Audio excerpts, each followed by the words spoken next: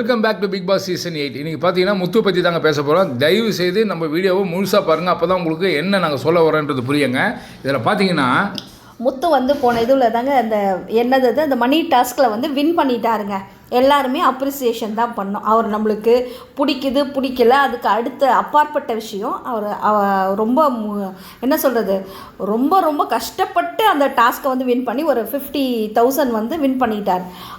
ஆனாலும் வின் பண்ணார். அவருடைய அந்த என்ன சொல்கிறது, அந்த தற்பெருமை அதிகமாக பேசிகிட்டு இருக்கிறாருங்க. அதிகமாக ஓவராக அப்படியே அந்த திரும்பவும் அந்த கோர்வையான தமிழ் வார்த்தைகளை வைத்து அவர் என்ன பண்ணுறாரு, உள்ள எல்லாரையும் தாக்குற மாதிரி இருக்குது இன்டைரக்டாக. ஏங்க அது ஆக்சுவலி பிக் பாஸ் வைக்கிறாரு 15 செகண்டு ப்ளஸ் வந்து 30 மீட்டருன்றது வந்து சாதாரணமாக தான் ஓடி வந்துடலாம். ஆனால் இதை வந்து என்ன சொல்லணும், போய் நான் எடுத்துட்டேன், ஒரு ரிஸ்க் தான், ஆனால் பண்ணலாம் அப்படின்னு அவனே 12 நிமிஷத்தில் அது நீங்களே முடிவு பண்ணுங்க யோசிச்சு. ஆனால் கொஞ்சம் கஷ்டமாக தான் இருந்தது எனக்கு. அப்படி ஏதாவது ஒன்று சொல்லியிருக்கலாம். முத்துக்கு எப்போவுமே வந்து தான் இப்போ பேச்சில் இப்போ லைவ்ல கூட அவர் சொல்லிட்டு இருக்கிறாரு, நான் என்ன தான் வந்து பிரதானமாக காட்டிக்கிறதுல நான் அதிகமாக இருந்திருக்கிறேன். அப்போ பாருங்க, அவன் வந்து அந்த பாஸியாக இருக்கணுன்றதுனால தான் எல்லா விஷயத்தையும் அவன் தான் பேசுகிறான். ஒன்றும் இல்லைங்க, இப்போது 100வது நாளில் பிக் பாஸுக்குள்ளே கேக் கட் பண்ணுறாங்க. இதெல்லாம் எக்ஸாம்பிள்ஸ் தான் பாருங்கள். கட் பண்ணும்போது சாச்சனா தான், நான் தான் கட் பண்ணுவேன். அண்ணனும் தங்கச்சியும் வந்து ஒரே மாதிரி கேரக்டர் தான். ஆனால் வேற ஒன்று இவங்கக்கிட்ட வேற எதுவுமே இல்லை. இந்த என்னது அடமெண்ட்டும் அவனுக்கு வாய், இவளுக்கு பொய். ஆமாம், கரெக்டாக சொல்லிட்டேன், கரெக்டாக இருக்குது. இது மாதிரி தான் 2 பேருமே வந்து இந்த மாதிரி வேலை தான். இப்போ அவன் வந்து நான் தான் கட் பண்ணுவேன் அப்படின்னு சொல்லியிருக்கா. அந்த இடத்துல எல்லாருமே நிற்கிறாங்கங்க.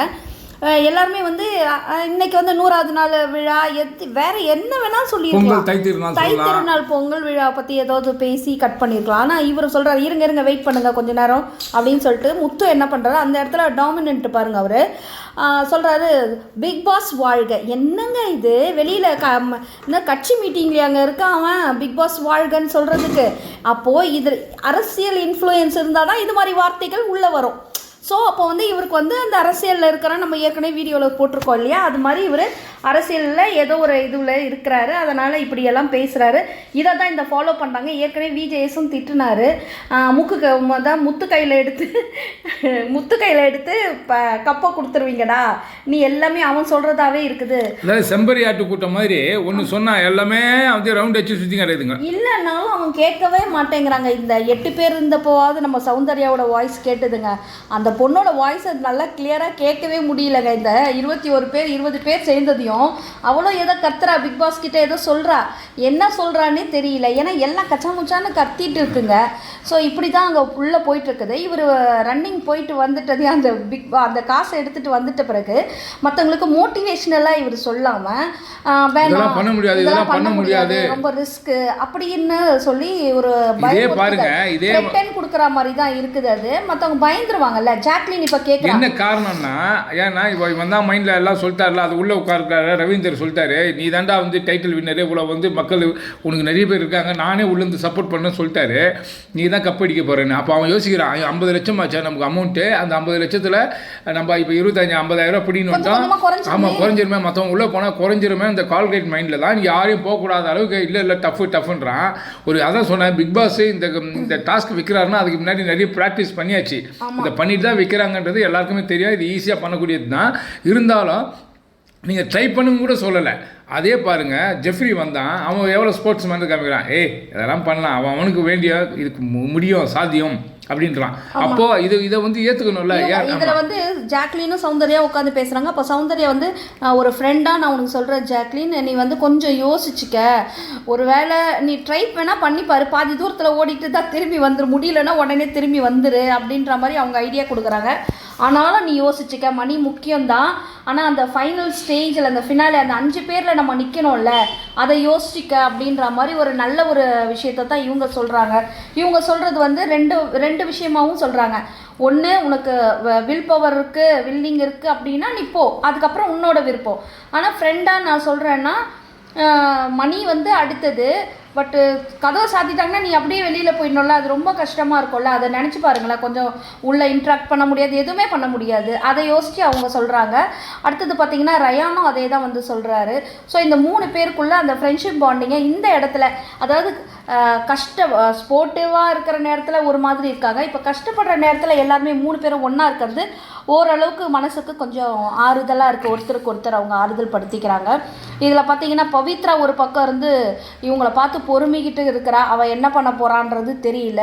அவள் போகிறப்ப தான் இவங்கெல்லாம், ஆனால் போகிறதுக்கு கொஞ்சம் இந்த தர்ஷிகா இது மாதிரி ஆள்கள்லாம் என்ன பண்ணுறாங்க, பவித்ராவுக்கு கொஞ்சம் சப்போர்ட்டிவ் சிஸ்டமாக இருந்து நம்ம சௌந்தர்யா வந்து கொஞ்சம் ட்விஸ்ட் பண்ணுற மாதிரி இருக்குது. சௌந்தர்யா உடனே என்ன பண்ணிடுறாங்க, நானும் ட்ரெஸ்லாம் போட்டுட்டு வந்துடுறேன்னு போயிட்டு நல்ல என்ன மாதிரி ஒரு டான் கணக்கில் ஒரு ட்ரெஸ்ஸை போட்டுட்டு அதுலேயும் அவங்க ரொம்ப க்யூட்டுங்க. ஸோ ஒரு வழியாக இப்படி நடக்குதுங்க. அடுத்தது பார்த்தீங்கன்னா அன்ஷிதா வந்து உள்ளே வராங்க. அதுக்கப்புறம் தாங்க ஒரு உள்ளே இப்போ கேமே பரபரப்பு வந்தவொடனே. ஏற்கனவே நம்ம அந்த வீடியோவில் போட்டோம், நான் வந்து வன்மத்தெல்லாம் கக்க வரல இந்த மாதிரி விஷயத்தை ஒரு நல்லா வந்து டாப்பிக்கை கரெக்டாக சொல்கிறாங்க.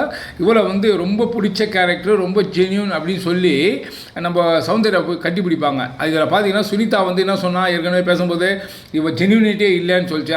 அதுதான் வன்மத்தினுடைய மொத்தம் உருவம். அதை தயவு செய்து பேக் பண்ணி நம்ம இதுக்கு அமைச்சிருங்க. ஜென்யூனுன்ற பேர் வாங்கியிருக்கா எல்லார்ட்டையும். அந்த பொண்ணு உண்மையான பொண்ணுன்னு ரவீந்தரே சொல்லியிருக்கிறாரு. முத்துக்குமாருக்கு ஜென்யூன் உண்மையானவன் சொல்லவே இல்லை. அவன் வந்து ஒரு கேமர், பக்கா கேமர் தான் சொல்லியிருக்கிறார். அப்போ கேம் ஆடுறவங்க எப்படி வேணாலும் ஆடலான்றதுக்கு ஒரு உதாரணம் முத்துக்குமார். ஆனால் இந்த இவளை வந்து நம்ம சௌந்தர்யா வந்து அவர் சொன்னது ஜென்யூன் அப்படின்னு தான் சொல்லியிருக்காரு.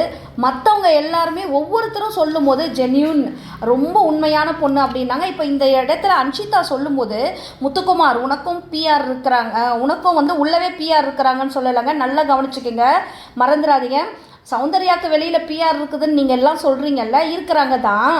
ஆமாங்க, அதுதாங்க நாங்களும் சொல்கிறோம். பிஆர் வைக்காமல் உள்ளே வந்துட்டு என்னத்துக்காக யார் தெரியும்.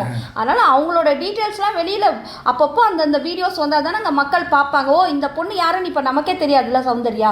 இப்போ மற்ற வீடியோஸ் பார்க்கும்போது ரிலேட் பண்ணி பார்த்துக்குறோம். அப்போ அவங்க முத்துக்குமாருக்கு என்ன சொல்கிறாங்க, உனக்கு உள்ளேயும் பிஆர் இருக்கிறாங்க அப்படின்னு சொன்னாங்க. அப்போனா முத்துக்குமாருக்கு வெளியேயும் பிஆர், உள்ள பக்கத்துலேயும் பிஆர்.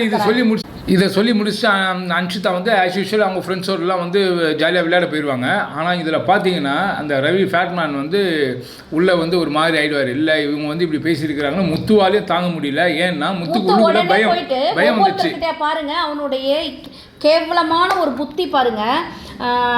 நீங்களே ஒப்பிட்டு பார்த்துக்கோங்க. அவனுக்கும் சௌந்தர்யாவுக்கும் இருக்கிற குவாலிட்டியை இவன் என்ன பண்ணுறான், இவன் போயிட்டு ஒவ்வொருத்தருக்கிட்டே பர்சனலாகவே போயிட்டு எல்லாருக்கிட்டையும் என்னமோ பெரிய விசாரிப்பு பேசுகிற மாதிரி. பார்த்தீங்கல்ல, எனக்கு வந்து சௌந்தர்யாவுக்கு வெளியில் பிஆர் இருக்கிறாங்க, எனக்கு இங்கே இருக்கிறாங்கன்னு சொல்கிறாங்க, உங்களால் தான் இருக்கிறாங்க, எனக்கு பிஆரே கிடையாது. அப்போது எல்லா இடத்தையும் சௌந்தர்யாவுக்கு பிஆர் இருக்கிறாங்க, சௌந்தர்யா டேய் ஏன்டா இப்படி பதிவு பண்ணிட்டு கிடக்குற, வெளியில் இருக்கிற உங்களோட ஃபேன்ஸும் இப்படி தான் பண்ணிட்டு இருக்கிறாங்க. அதுதான் வந்து இல்லை, அதாவது காமெடியாக வேறு சொல்கிறான். அவருக்கு வந்து பிஆர்லாம் வெளியே கிடையாது, WW என்ன WWன்னு கேட்டால் வெல் விஷரான். அவருடைய வெல் விஷஸ் தான். மற்றவங்களுக்கு தான் வெல் விஷர் இருப்பாங்க, வெல் விஷர்லாம் இருக்க மாட்டாங்களா, அதெல்லாம் பிஆர். என்னடா உன்னோட நியாயம், இதுதான்டா உன்னோட அறம். இதில் என்ன பார்த்தீங்கன்னா இவர் வந்து ஃபேட்மேன் வந்து ஓப்பனாக சொல்கிறார், ஆமாம் நான் முத்துக்கு தான் சப்போர்ட் பண்ணேன், என்னை வெளியே அனுப்பினாலும் பரவாயில்ல, நான் உனக்காக போட்ட பதிவெல்லாம் ட்ரெண்டிங்காக போயிட்டு இருக்குதுடா. அப்போ என்னன்னா இதில் வேற என்னன்னா சுனிதா ஐயோ வன்மத்தின் மொத்தம் உருவன்னு சொன்னோம். சுனிதாவை சாஞ்சனாவும் உள்ளே உட்காந்துக்கின்னு எப்போ பார்த்தாலும் சௌந்தர்யா பற்றியே எடுத்து பேசுதுங்க. அப்போ அவன் தான் சொல்கிறான் நீங்கள் சௌந்தர்யா பற்றியா பேசாதீங்கன்றான். ஆனால் இவன் எந்த ஒரு விஷயமா இருந்தாலும் பாருங்கள், முத்துக்குமார் இண்டிவிஜுவலாக ப்ளே பண்ணால் கூட அந்த டக்குன்னு கூப்பிட்டுக்கிறது யார் பார்த்தா சௌந்தர்யா தான் கூப்பிட்டுவான். ஏன்னா சௌந்தர்யா தான் டஃபஸ்ட் கண்டஸ்டன்ட், அவனுக்கு ஆப்போனன்ட்னு அவனுக்கே தெரியும். ஏன்னா டே ஒன்லேருந்தே ஆரம்பத்துலேருந்தே எனக்கு சௌந்தர்யாவை பார்த்தா பயம். அவங்க டஃப் கண்டஸ்டன்ட்ஸ்னு பாய்ஸ் கேர்ள்ஸ் பிரிஞ்சு இருக்கும் போதே அவன் சொல்றத அவனோட குமுறல்களை நம்ம பார்த்துருக்கோம். என்னன்னா சொல்லுவான், ஆமாம் அவன் வந்து கொஞ்சம் அப்படியே அந்த பாடி லாங்குவேஜும் ப்ளஸ் அந்த ஸ்பீச்லேயும் தான் வந்து அப்படியே டாலரேட் பண்ணி வந்தான். இன்னைக்கு இந்த ஒரு கேமில் அடிச்சிட்டானதை நம்ம போட்டோன்னே நம்பன்றதில்ல, அவன் ஒன்றும் தலைகரம் பிடிச்சி வந்து பித்து பிடிச்ச மாதிரி சுற்றி கிடக்குறான். ஏங்க உண்மை நம்ம அங்கே பார்க்கறது தான் போடுறோம், உடனே அவனுக்கு சப்போர்ட் பண்ணுறோம் அப்படில்ல.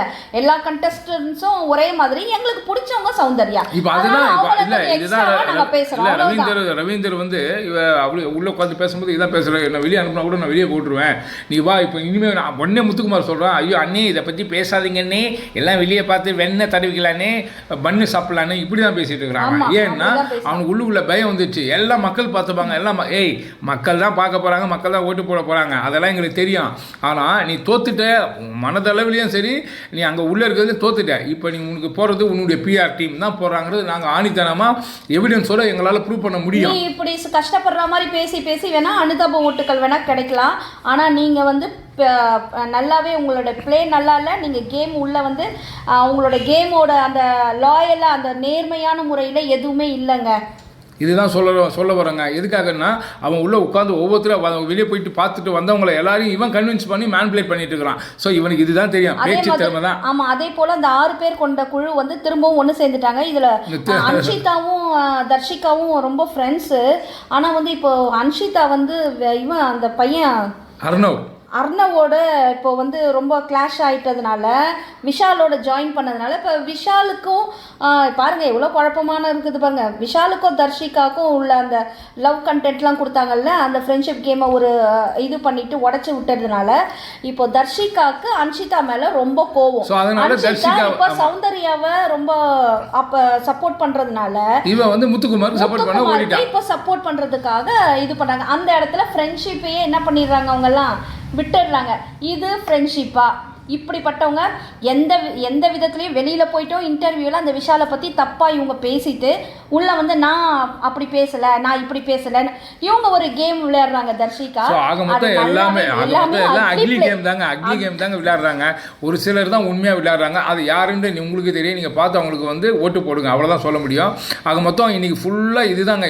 இவங்க வந்து ஒவ்வொருத்தரையாக உள்ளே வர்றவங்க எல்லா கண்டஸ்டன்ட்டையும் வந்து பேசிக்கிட்டே இருக்கிறான். அதாவது அந்த தோல் வாயின்வாங்க, ஏதோ பேசலாம், ஆனால் பேசிகிட்டே இருந்தால் ரொம்ப இரிட்டேட்டட் ஆகுதுங்க. எங்களாலே பார்க்க முடியலங்க.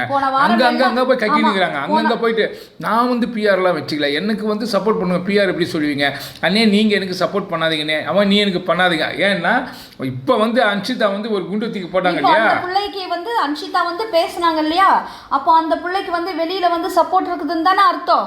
அதனால தானே அவங்க வந்ததே அந்த பிள்ளைய கட்டி பிடிச்சாங்க. அப்போ எவ்வளவு பொறாமை பிடிச்சவங்க பாருங்க. பொறாமையின் மொத்த உரிமை இதில் வேற அந்த சாஞ்சனாலாம் பேசுது. அதாவது தலைமையில கொட்டி வெளியே அனுப்ப வேண்டியது, 3வது வாட்டியும் கூப்பிட்டு உள்ள உட்கார வச்சு மொக்க வாங்கினுக்குது. அது வேற அழுது ஒரு ஆர்ப்பாட்டம். ஐயோ நாங்களாம் வன்மத்தெல்லாம் கக்கல, எங்களுக்கு சொல்ல சொன்னாங்க, நான் அப்படி சொன்னேன், அதுக்காக எப்படி வேணா சொல்லுவியாமா.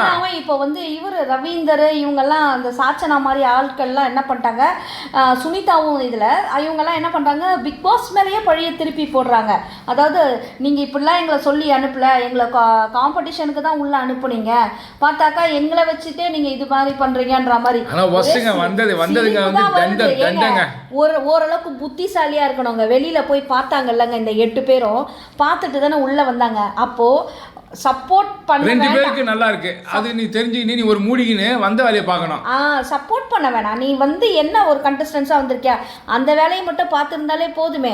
தானாக போய் தேடி போய் உட்காந்துட்டு தேடி இப்போ கொட்டு வாங்கிக்கிட்டு அதுக்கான விளக்கத்துக்கு ஒரு ஐடியா, அதுக்கான விளக்கத்துக்கு ஒரு நேரம் டைம் எடுத்துக்கிறீங்க. இப்போ உள்ளே இருக்கிறவங்களோட பிளேவே விளையாட முடியலங்க. இந்த 8 பேரையும் மீதி இருக்கிறவங்க பொங்கல் விளையாடி முடிச்சுட்டாங்களா, பொங்கல் செலிப்ரேட் பண்ணிட்டாங்க. இவங்களை கொஞ்சம் வெளியில் அனுப்புனாங்கன்னா அந்த 8 பேரோட 6 பேரோட பிளேவை வந்து நம்ம பார்க்க முடியும். அதுதான் நம்ம இது பண்ணுறோம். இப்போ பவித்ராவோட உண்மை முகம்லாம் வெளியில் வர ஆரம்பிச்சிருச்சு. இப்போ பார்க்கலாம். இப்போ திரும்பவும் நைட்டுக்கு வந்து ஜாக்லின் போவாங்கன்னு அப்படின்னு ஒரு இது இருக்குது, ஒரு மெசேஜ் இருக்குது. ஜாக்லின் போயிட்டு 4 lakhs ஏதோ ஒன்று எடுக்கிற மாதிரி இருக்குது. அது லைவ்ல பார்த்துட்டு உங்களுக்கு நாங்கள் அப்டேட் பண்ணுறோம். மொத்த மக்களே இந்த வீடியோ உங்களுக்கு கண்டிப்பாக பிடிச்சிருக்குன்னு நினைக்கிறேன். பிடிச்சிருந்தா லைக் பண்ணுங்கள், கமெண்ட் பண்ணுங்கள், ஷேர் பண்ணுங்கள், சப்ஸ்கிரைப் பண்ணுங்கள். தேங்க்யூ. சௌந்தர்யாவுக்கு ஓட்டு போடுங்க. தேங்க்யூ.